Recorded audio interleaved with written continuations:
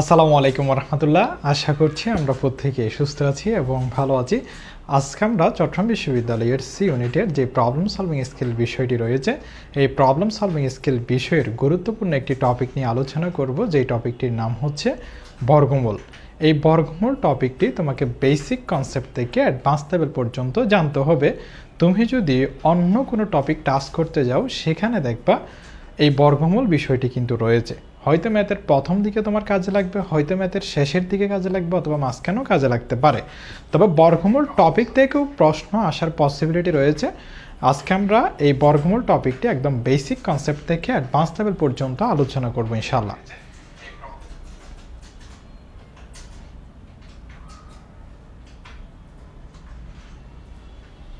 আর এই বর্গমূল টপিকটিতে তোমাকে আলাদা কোনো সূত্র মনে রাখতে হবে না। তুমি শুধু যে প্রসেসগুলো থাকবে, প্রসেসগুলো তুমি যদি ভালো মতো আয়ত্ত করতে পারো, তুমি এখানে যতগুলো গাণিতিক সমস্যা রয়েছে প্রত্যেকটি গাণিতিক সমস্যা খুব সহজে সমাধান করতে পারবে ইনশাআল্লাহ।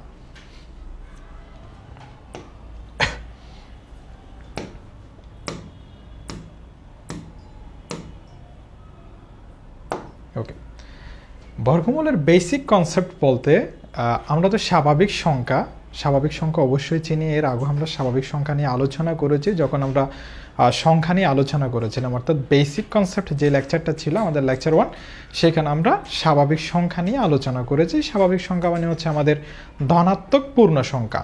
ধনাত্মক পূর্ণ সংখ্যা বলতে কি ভাইয়া?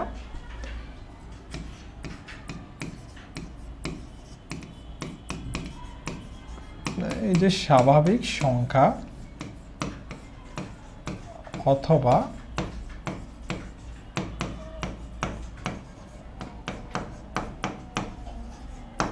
ধনাত্মক পূর্ণ সংখ্যা বলতে আমরা জানি +2 +3 +4 +5 +6 এভাবে। হ্যাঁ, অর্থাৎ আগে পজিটিভ সাইন থাকবে এবং সংখ্যাগুলো আমাদের পূর্ণ হবে।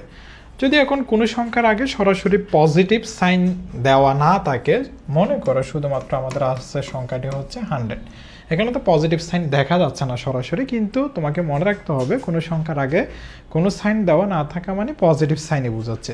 তাহলে এটি আমাদের একটি ধনাত্মক পূর্ণ সংখ্যা অথবা হচ্ছে স্বাভাবিক সংখ্যা। ওকে, এখন একটি স্বাভাবিক সংখ্যাকে কিভাবে আমরা বর্গমূল আকারে প্রকাশ করতে পারি? মনে করো এটি হচ্ছে আমাদের 5। এই 5টাকে আমরা বর্গমূল আকারে প্রকাশ করতে পারি কিভাবে? দেখো, এই যে এই সংখ্যাটার ডাবল যখন তুমি বর্গমূল করবে তখন এই সংখ্যাটা আসবে। কিভাবে? মনে করো আমি আবারও লিখতেছি এখানে 6, তাহলে এটি হবে আমাদের √6 × √6, অর্থাৎ সেই সংখ্যার যখন তুমি ডাবল বর্গমূল করবা তখন হচ্ছে এই সংখ্যাটি চলে আসবে। এখন এখান থেকে ঠিক আছে, আমরা এটা মুখস্থ লিখলাম, এখান থেকে এটা কিভাবে আসবে? তোমরা যারা সালাম দিচ্ছ, ওয়ালাইকুম আসসালাম রহমতুল্লাহ। আর যদি কোনো কেউ না বুঝে থাকে আমাকে একটু দ্রুত জানিয়ে দিবা। দেখো, মনে করো আমি এরকম একটা আকার লিখলাম a⁴m। এটাকে কি বলে? a⁴m। এই যে এটা দেখো তো, এটা হচ্ছে আমাদের নিচে রয়েছে।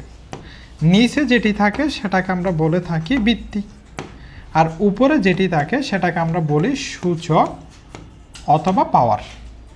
হ্যাঁ, সূচক অথবা কি ভাইয়া? সূচক অথবা পাওয়ার।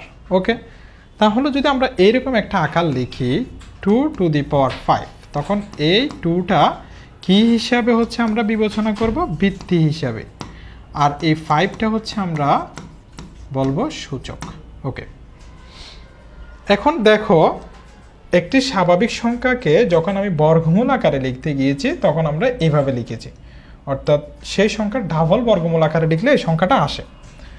এখন দেখো, এই যে আমাদের এখানে বর্গমূল 6 এবং বর্গমূল 6, অর্থাৎ বর্গমূল 6 এবং বর্গমূল 6, এই দুইটা সংখ্যা আছে না? দেখা যায় ভালো মতো। দেখো, এখানে আমাদের আছে বর্গমূল 6, এখানে আছে বর্গমূল 6। এখন দুইটি সংখ্যা একই রকম এবং দুইটার উপরেই বর্গমূল রয়েছে। এখন এই দুইটি সংখ্যাকে চাইলে আমরা একটা বর্গমূল দিয়ে লিখতে পারবো। কেন ভাইয়া? কারণ যখন দুইটি সংখ্যার উপরে যখন একই সাইন আমাদের রয়েছে, অর্থাৎ বর্গমূল রয়েছে, তখন আমরা এই দুইটি সংখ্যার উপরেই বর্গমূলটা দিয়ে দিলাম, আর সংখ্যাগুলো গুণ অবস্থায় ছিল আমি গুণ অবস্থায় দিয়েছি। তাহলে এইখানে বর্গমূল আছে, 6 ইন্টু 6 গুণ করা মানে কত? 36। ওকে, আর বর্গমূল 36 মানে কত? 6। এখন প্রশ্ন হচ্ছে ঠিক আছে এতটুকু আমরা বুঝলাম, √6 ইন্টু √6 বর্গমূল দুইটার উপরে আছে, আপনি একটা দিয়ে দিলেন, দুইটার উপরেই বোঝাচ্ছে এখন 6 ইন্টু 6 মানে 36, উপর বর্গমূল আছে। এই যে বর্গমূল 36 থেকে 6 কেমন আসছে সেটা না? ওকে, দেখো বর্গমূল 36 থেকে 6 কেমন আসছে। 6কে আমরা কি আকারে লিখতে পারি একটু দেখো তো। 6কে আমরা লিখতে পারি 6 স্কোয়ার আকারে। ভাই এখন আবার 6 স্কোয়ারটা কি? 6 স্কোয়ার মানে এখানে 6টা আছে ভিত্তি আর 2টা আছে পাওয়ার, যেটা ভিত্তি থাকবে, যেটা কি বলেছি, যেটা ভিত্তি থাকবে ওই ভিত্তিটার সব দিক দিয়ে প্রকাশটা বেশি থাকবে না, অর্থাৎ ওই ভিত্তিটার কাজ বেশি থাকবে না।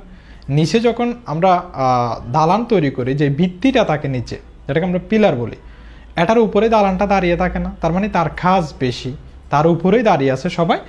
এখানেও হচ্ছে ভিত্তিটার কাজ বেশি, এখানে যা কাজ হবে সবগুলো ভিত্তি নিয়ে হবে। তাহলে ভাইয়া পাওয়ারের কাজটা কি? ঠিক আছে, 36কে আপনি 6 আকারে লিখলেন। এখন 6 স্কোয়ার মানে এটা কি? 6 স্কোয়ার মানে দেখো এখানে ভিত্তি আছে 6। ওকে, ভিত্তি আছে কি ভাইয়া? ভিত্তি আছে হচ্ছে 6। ওকে, ভিত্তি আছে 6। এখন 6 কয়টা লিখবো? যে স্কোয়ার, এটা মানে হচ্ছে 2, তাহলে ভিত্তি লিখবো হচ্ছে 2টা। কি অবস্থায়? গুণ অবস্থায়। বুঝা গেল কথা? তাহলে 6 ইন্টু 6 মানে হচ্ছে আমাদের 36। এই যে 6 স্কোয়ার, 6 স্কোয়ার মানে হচ্ছে 6 ইন্টু 6কে বোঝাই। ভিত্তি লিখা হবে কয়বার লিখবো? যতটা পাওয়ার থাকবে ততবার। তাহলে এখানে 2বার পাওয়ার আছে, আমরা 2বার লিখেছি গুণ অবস্থায়। তাহলে 6 ইন্টু 6কে আমরা কি লিখতে পারি? 6 স্কোয়ার। এর উপরে কি ছিল? বর্গমূল। ওকে, তাহলে ভাই আপনি কি করবেন? দেখো এখানে যে বর্গমূলটা থাকে এটি যখন কাজ করবে তখন হচ্ছে আমাদের পাওয়ার আকারে চলে যায়। কি আকারে? পাওয়ার আকারে। আর বর্গমূলের মানটা তোমাকে মনে রাখতে হবে, বর্গমূলের মানটা হচ্ছে আমাদের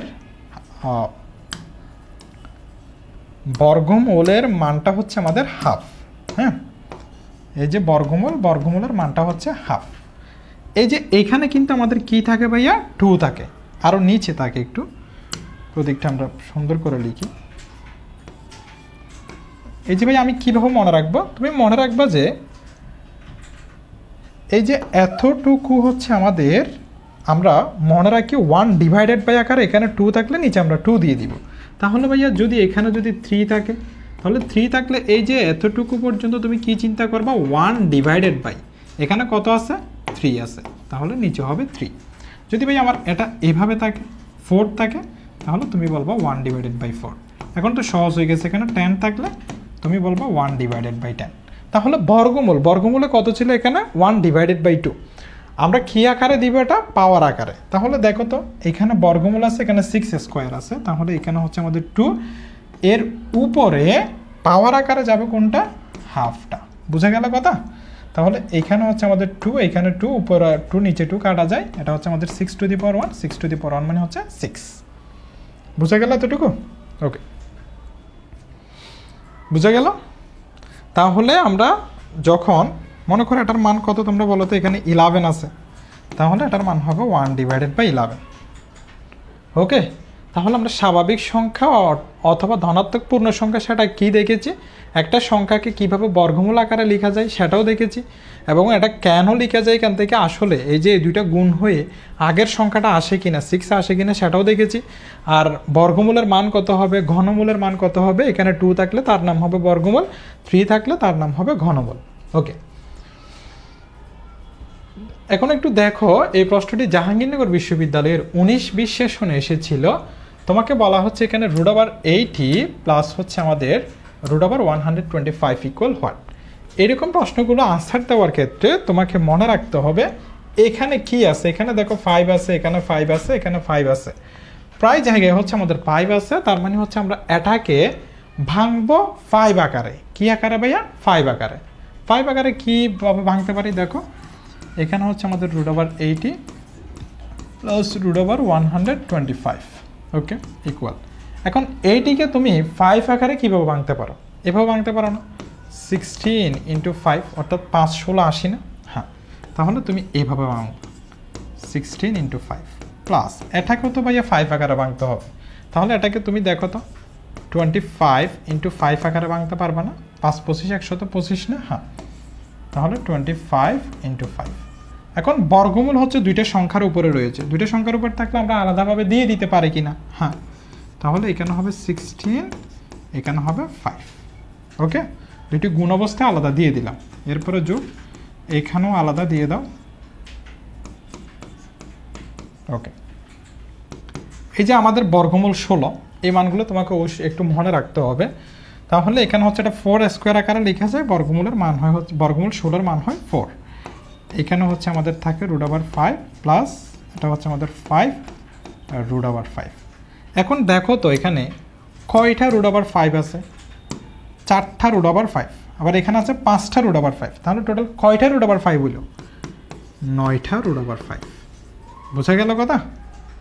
বুঝে গেল এতটুকু? তাহলে আমাদের সি হচ্ছে কারেক্ট আনসার। হ্যাঁ, তোমরা সি হচ্ছে কারেক্ট আনসার করেছো।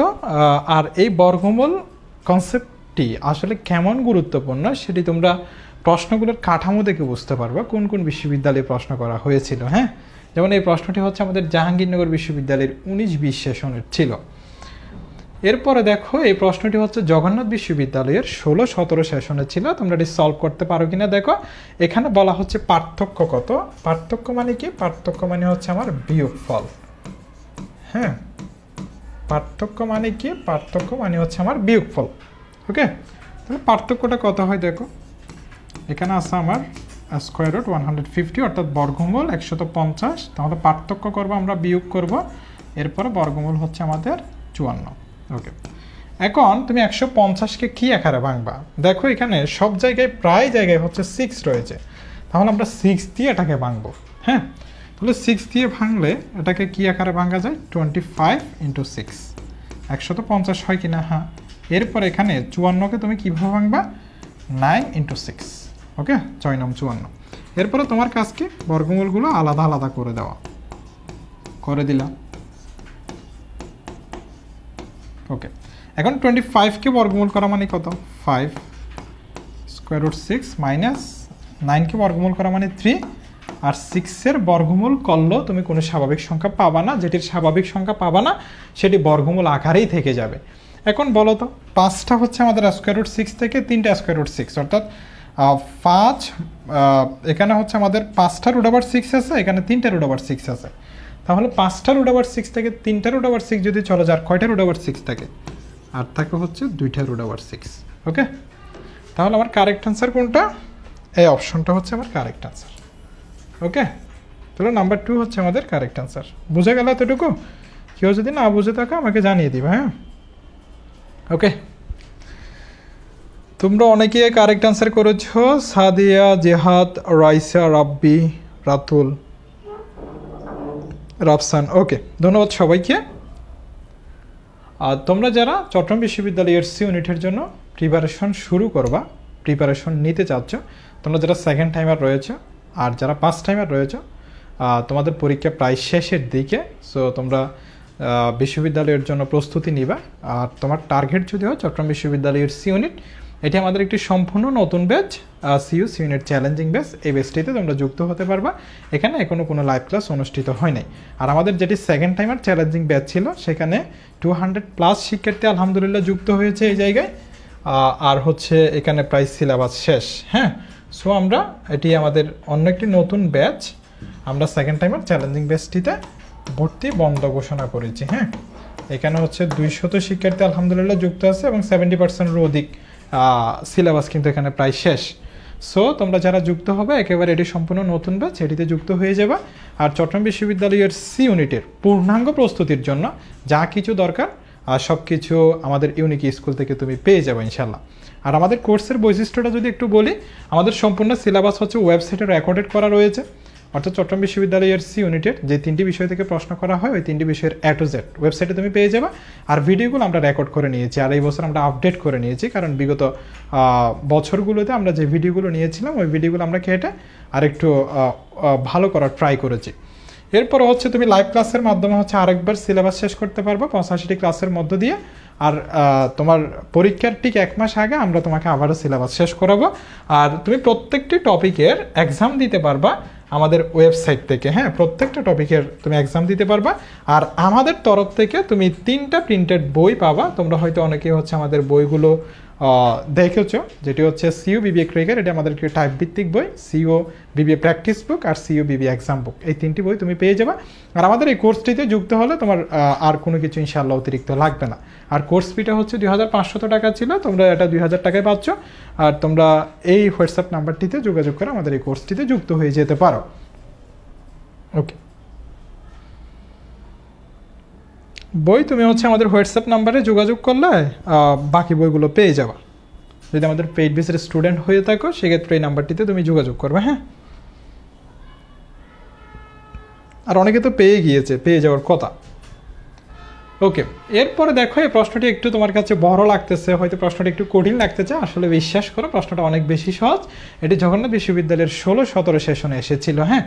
ওকে, দেখো একটু তাহলে এখানে তুমি কাজ করার সময় তুমি তো এটি বুঝো যে হচ্ছে ছোট থেকে কাজ করে আসতে হবে, তাই না? তুমি তো আগে বড় একটা সমস্যা সমাধান করতে পারবে না, আগে ছোট সমস্যার সমাধান করে দেন বড়টাতে আসবে। ঠিক এখানেও তুমি দেখতে পাচ্ছ যে হচ্ছে আমাদের 1টা 2টা 3টা 4টা বর্গমূল রয়েছে।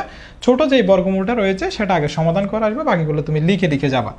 ওকে, এটা হচ্ছে আমাদের 10 ছিল, এরপর এটি হচ্ছে আমাদের √25 ছিল, প্লাস এরপরও হচ্ছে আমাদের 108 ছিল, এরপরে প্লাস √169 ছিল। এখন বলো কোনটা ছোট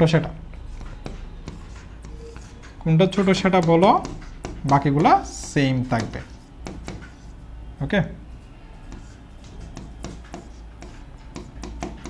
এখন আমরা দেখতে পাচ্ছি যে ভাইয়া এখানে ছোট হচ্ছে আমাদের, দেখো এটা অনেক বিশাল একটা বড়, এরপরে এটি হচ্ছে তার থেকে একটু ছোট, এরপরে এটি হচ্ছে তার থেকে একটু ছোট, একেবারে ছোট হচ্ছে এটি। তাহলে এটাকে আমরা ধরবো। এই যে 108 পর্যন্ত আমি লিখেছি, এরপরে প্লাস চিহ্ন। এই যে আমাদের বর্গমূল 169, বর্গমূল 169 মানে কত ভাইয়া?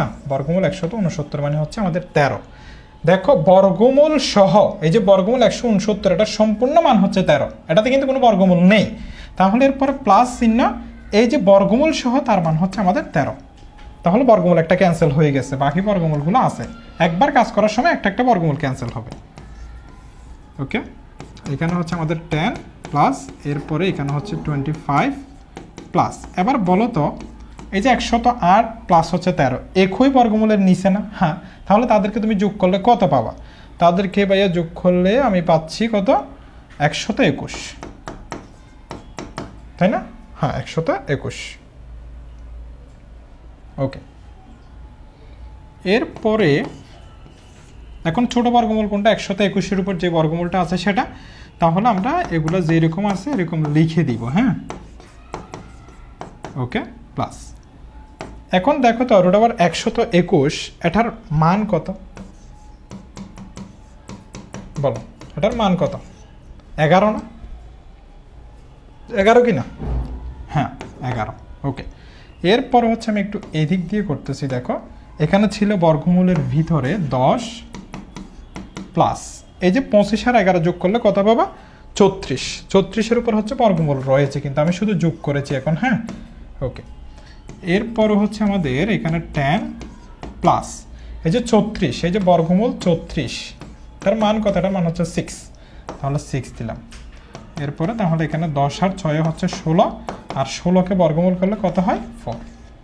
ওকে, তাহলে তোমরা কারেক্ট আনসার করেছো, অনেকে আলহামদুলিল্লাহ কারেক্ট আনসার দিয়েছো তোমরা 4। ওকে, তাহলে আমাদের যদি বর্গমূল একাধিক থাকে সেটিতে আমরা কীভাবে কাজ করব সেটি বুঝতে পেরেছি কিনা আমাকে একটু দ্রুত জানাও। আর মনে রাখবা যে হচ্ছে সবচেয়ে যে ছোট থাকবে, হ্যাঁ, ওই বর্গমূলটা ধরে আমরা কাজ করব, বাকিটা আমরা লিখে লিখে যাব। এটি তুমি যখন প্র্যাকটিস করবে তোমার বেশি সময় লাগবে না ইনশাল্লাহ। ওকে, এরপরে দেখো যত দাতা প্রত্যেকে তত টাকা দেওয়াতে মোট 25 টাকা হলো দাতার সংখ্যা কত? এখন দাতা যত থাকবে টাকাও তত দিবে। ভাইয়া এটা মানে কি? মনে করো একজন দাতা আছে, সে 1 টাকা দিবে, 2 জন দাতা আছে তারা 2 টাকা করে দিবে। তাহলে তারা 2 টাকা করে দিলে কয় টাকা হবে? 2 টাকা করে দিলে তো 4 টাকাই হবে। 2 জন মানুষ 2 টাকা করে দিচ্ছে মানে 4 টাকা হবে, একজন মানুষ 1 টাকা করে দিচ্ছে মানে 1 টাকা হবে। এখন দাতা যদি 3 জন হয় তাহলে হচ্ছে আমাদের কত টাকা হবে? 9 টাকা হবে। 4 জন যদি দাতা হয় 4 টাকা করে দিবে, তাহলে 16 টাকা হবে। কিন্তু এখানে বলছে কত, 25 টাকা হলো। দেখো যত দাতা প্রত্যেকে তত টাকা দেওয়াতে মোট 25 টাকা হলো। এখানে 25 আসছে, আসে নাই, এতক্ষণ পর্যন্ত আনসার এই জন্য আসে নাই। মনে করো 5 জন দাতা, তারা 5 টাকা করে দিচ্ছে, তাহলে 25 টাকা হলো।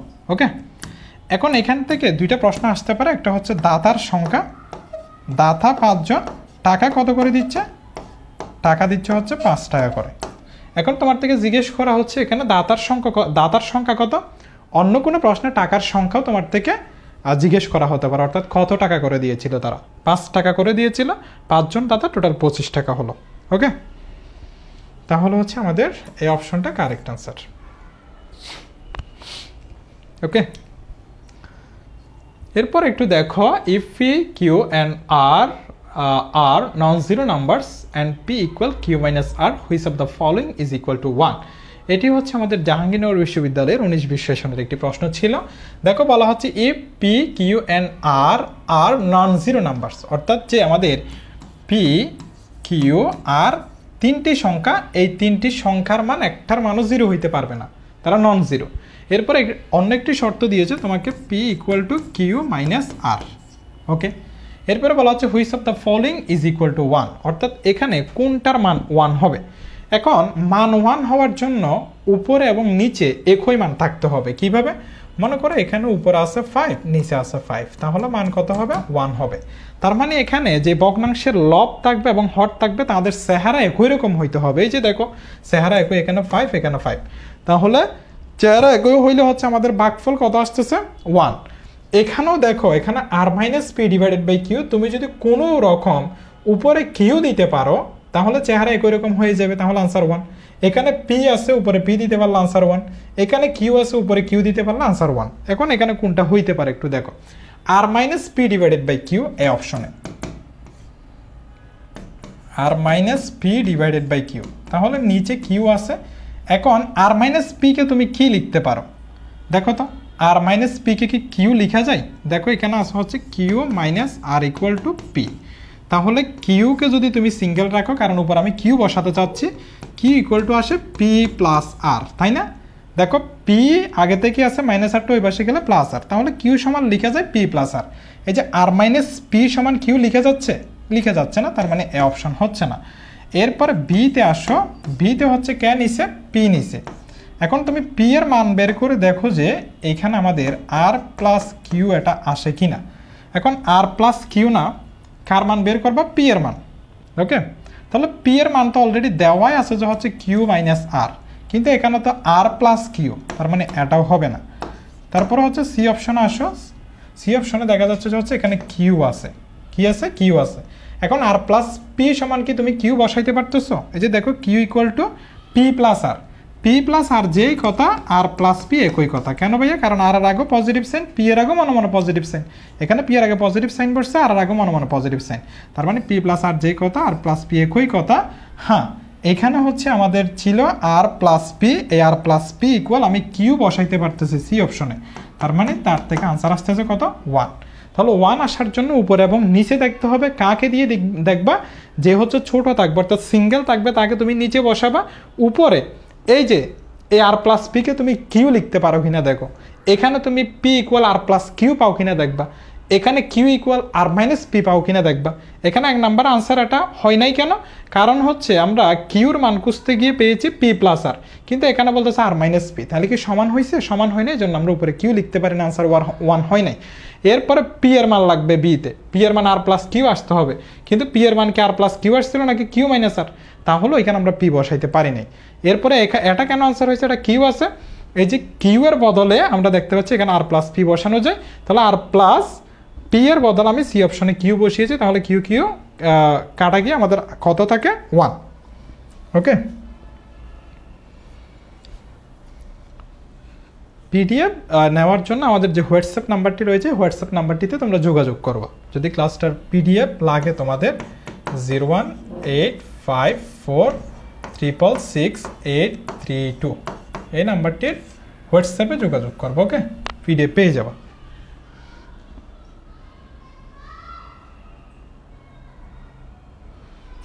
জিরো 085466682 এই নাম্বারটির তোমরা যদি যোগাযোগ করো সেক্ষেত্রে পেয়ে যাবে। আর যেটি হচ্ছে লেকচার 1 আমরা নিয়েছিলাম একদিন আগে, সেটারও যদি পিডিএফ লাগে এই নাম্বারটিতে হোয়াটসঅ্যাপ যোগাযোগ করবা।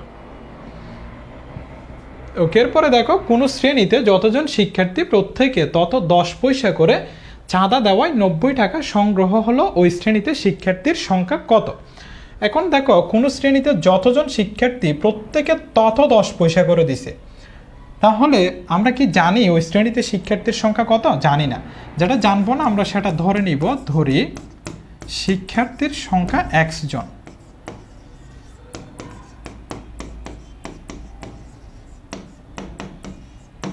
শিক্ষার্থীর সংখ্যা হচ্ছে x জন। এখন বলা হচ্ছে যে কোন শ্রেণীতে যতজন শিক্ষার্থী প্রত্যেকে মানে একজন তত 10 পয়সা করে চাঁদা দিছে, তার মানে একজনের চাঁদা দেয়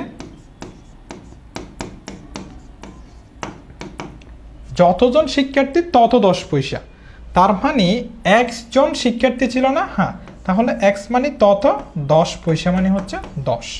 এটা ভালোভাবে মনে রাখতে হবে। শিক্ষার্থীর সংখ্যা একজন, তোমাকে বলা হচ্ছে কোন শ্রেণীতে যতজন শিক্ষার্থী প্রত্যেকে তত 10 পয়সা, তত মানে ওই যে x × 10 পয়সা, বুঝা গেল? মানে যতজন শিক্ষার্থী তত 10 পয়সা, তাহলে একজনে চাঁদা দিবে x × 10।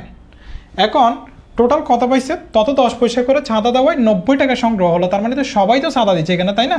কোন শ্রেণীতে যতজন শিক্ষার্থী প্রত্যেকে তত 10 পয়সা করে দিছে, এখন টোটাল উঠছে হচ্ছে 90 টাকা, তাহলে x জনে কত চাঁদা দিবে?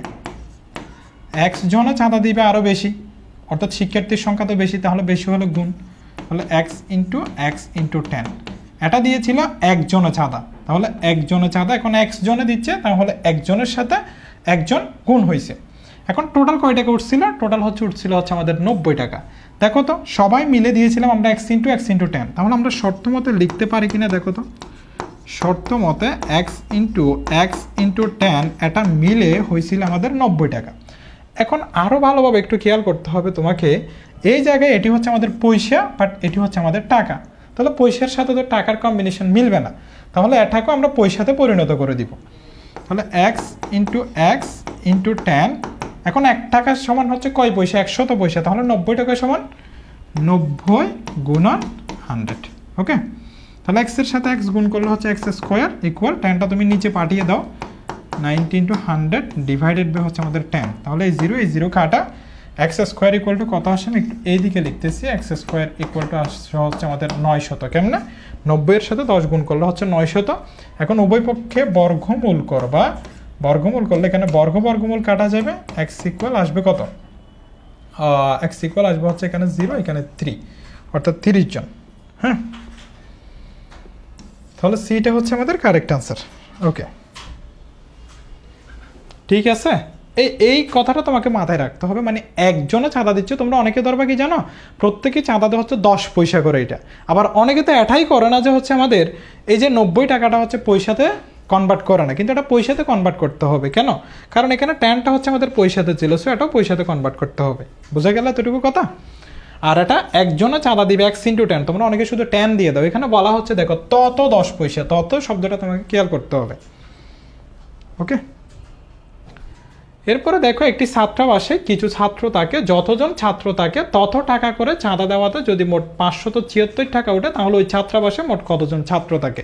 এই প্রশ্নটা হচ্ছে আমরা একটা প্রশ্ন এরকম সলভ করেছিলাম। দেখো একটি ছাত্রাবাসে কিছু ছাত্র থাকে, ভালো কথা, যতজন ছাত্র তত টাকা করে চাঁদা দেওয়াতে, মানে যদি সেখানে একজন যদি ছাত্র থাকে 1 টাকা করে দিলে টোটাল 1 টাকা, 2 জন করে ছাত্র থাকলে 2 টাকা করে দিলে 4 টাকা, 3 জন ছাত্র থাকলে কয় টাকা করে দিবে?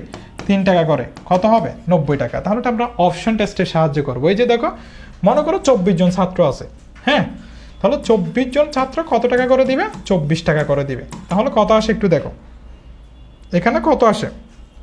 যদি 24 জন যদি ছাত্র থাকে 24 টাকা করে যদি তারা দেয়, আমাদের কয় টাকা হয়? 576 টাকা আসে এটাতে।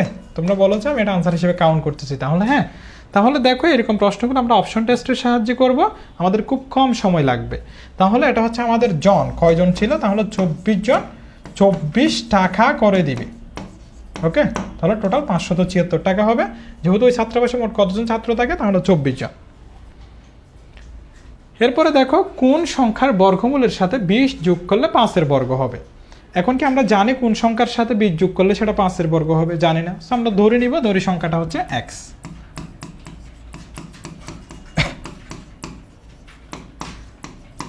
ধরি সংখ্যাটা x, তাহলে ওই সংখ্যাটার বর্গমূলের সাথে বলা হচ্ছে কোন সংখ্যার বর্গমূলের সাথে, তাহলে এই সংখ্যার বর্গমূলের সাথে কত 20 যোগ করলে যোগফলটা কত হবে? 5 এর বর্গ।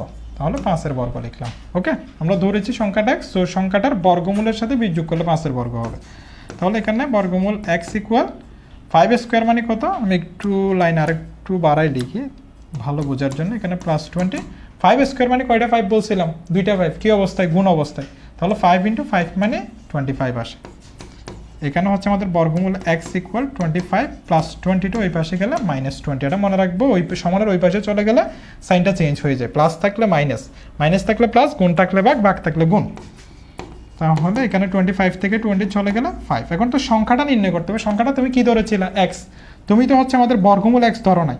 সো আমাদের এখানেও হচ্ছে একটা বর্গমূল করে দিতে হবে, এখানেও বর্গমূল করে দিতে হবে, কারণ সমীকরণের বাম পাশ ডান পাশ একই কাজ করতে হবে। এই যে বর্গমূল বর্গ কাটা যায়, তাহলে x 5 স্কোয়ার মানে কত? 25। তাহলে আমাদের সংখ্যাটি ছিল কত? 25। ওকে, সি অপশনটা হচ্ছে আমাদের ছিল। ঠিক আছে, এতটুকু বোঝা গেছে? হ্যাঁ, তোমরা সবাই হচ্ছে 25 আনসার করতেছো। ধন্যবাদ সবাইকে, অনেকে আনসার করেছো। ওকে, ঠিক আছে।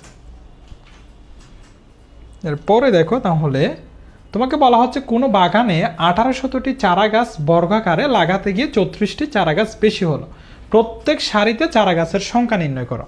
এখন তোমাকে খুব কম সময়ের মধ্যে করতে হবে এটা। কোন একটা বাগানের মধ্যে তুমি 1800টি চারা গাছ বর্গাকারে লাগাতে গিয়ে সেখানে 34টি চারা বেশি হয়ে গেল। এখন তোমাকে বলা হচ্ছে প্রত্যেক সারিতে চারা গাছের সংখ্যা নির্ণয় করো। এরকম যদি কোনো কোয়েশ্চেন হয়ে থাকে, অতিরিক্ত যেটা বলবো অতিরিক্তটাকে আগে বাদ দিয়ে দিবা। আগে অতিরিক্তটাকে বাদ দিয়ে দিবা। বাদ দিয়ে দেওয়া মানে হচ্ছে 1800 থেকে আগে বাদ দিয়ে দিব 34। তাহলে আর কত থাকে? আর এখানে থাকবে হচ্ছে 1764টা। ঠিক আছে, বাদ দেওয়ার পরে এখন বলা হচ্ছে প্রত্যেক সারিতে চারা গাছের সংখ্যা। এটা ছিল কি আকারে? বর্গাকারে। এটা একটু মাথায় রাখতে হবে। প্রত্যেক সারিতে চারা গাছের সংখ্যা নির্ণয় করতে বললে এটাকে বর্গমূল করে দিবা, যত আসে তত। কত আসে? 42। তাহলে 42 হচ্ছে আমাদের কারেক্ট আনসার। ওকে, তাহলে যেটা অতিরিক্ত থাকবে সেটাকে আমরা আগে বাদ দিয়ে দিব, যেই সংখ্যাটা আসবে তাকে আমরা বর্গমূল করে দিব, আর বর্গাকার কথাটা একটু মাথায় রাখবো। এরপরে দেখো, একটি ছাত্রাবাসে যতজন ছাত্র থাকে তাদের প্রত্যেকের মাসিক খরচ তাদের মোট সংখ্যার 10 গুণ। ওই ছাত্রাবাসের মোট মাসিক খরচ 6250 টাকা হলে ওই ছাত্রাবাসে কতজন ছাত্র থাকে? কতজন ছাত্র থাকে আমরা জানি না। সো আমরা ধরে নিচ্ছি, ধরি ছাত্রের সংখ্যা x জন।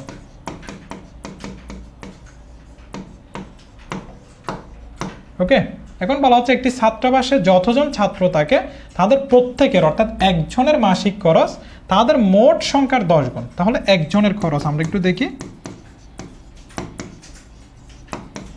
একজনের খরচ তাদের মোট সংখ্যার 10 গুণ।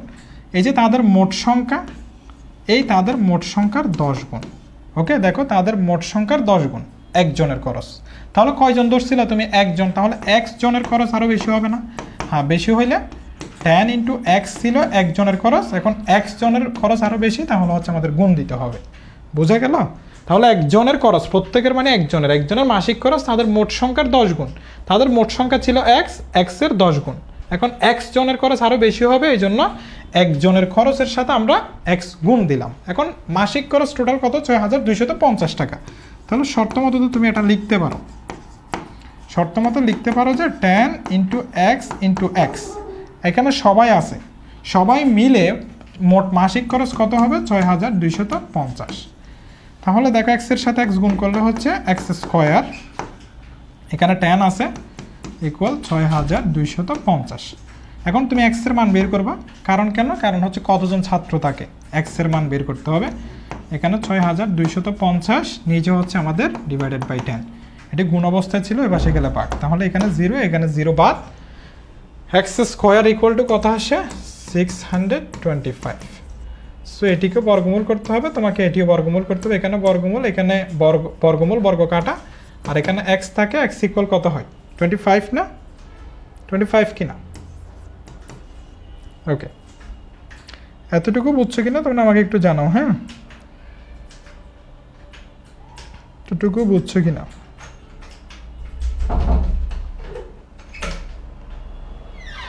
বোঝা গেছে?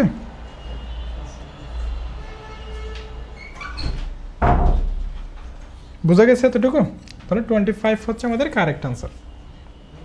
ওকে, তোমাদের যাদের পিডিএফ লাগবে তোমরা এই যে আমি তোমাদেরকে নাম্বারটা দিয়েছিলাম সেই নাম্বারটিতে হোয়াটসঅ্যাপে যোগাযোগ করবা, তোমরা পিডিএফটা পেয়ে যাবা। এর আগেও যে ক্লাসটা হয়েছিল কারো যদি ওই ক্লাসটাও করে পিডিএফ যদি দরকার হয় সেটিও তোমরা খুঁজে নিবা সেই নাম্বারটা থেকে, এটা আমাদের অফিসিয়াল নাম্বার। এর পরবর্তীতে তোমরা যারা ক্লাসটি করেছো নোটটা হচ্ছে আমাদের গ্রুপে শেয়ার করে দিবা। তুমি যেই গ্রুপে ক্লাসটা করতেছো ইউনিক স্কুল এডুকেটরস, আর যদি তোমরা পেজ থেকে ক্লাসটা করে থাকো সেক্ষেত্রে একটু গ্রুপটা খুঁজে নিবা ইউনিক স্কুল এডুকেটরস। এই গ্রুপে হচ্ছে নোটটা সাবমিট করে দিবা। আজকের যেই আমরা টপিকটা নিয়ে আলোচনা করেছিলাম এই টপিকটার উপরে লিখে নোটটা সাবমিট করে দিবা। এর পরবর্তীতে আমরা ক্লাস নিয়ে থাকবো, তোমাদেরকে অবশ্যই রুটিন দিব। পরবর্তী টপিকগুলো আমরা একদম ইনিশিয়াল পয়েন্ট থেকে হচ্ছে আলোচনা করতেছি। প্রথমে আমরা বেসিক কনসেপ্ট নিয়ে আলোচনা করেছিলাম এর আগের লেকচারে, আজকে আমরা বর্গমূল নিয়ে আলোচনা করেছি। পরবর্তীতে যে টপিকটা রয়েছে সেই টপিকটা নিয়ে আলোচনা করব। আর তোমাদের যদি কোনো জানার বিষয় থাকে সেটি আমাদের হোয়াটসঅ্যাপ নাম্বারে যোগাযোগ করে জেনে নিতে পারবা। সবার জন্য অনেক দোয়া, অনেক শুভকামনা রইল। সকলের সুস্বাস্থ্য এবং দীর্ঘায়ু কামনা করছি। ধন্যবাদ সবাইকে। আসসালামু আলাইকুম।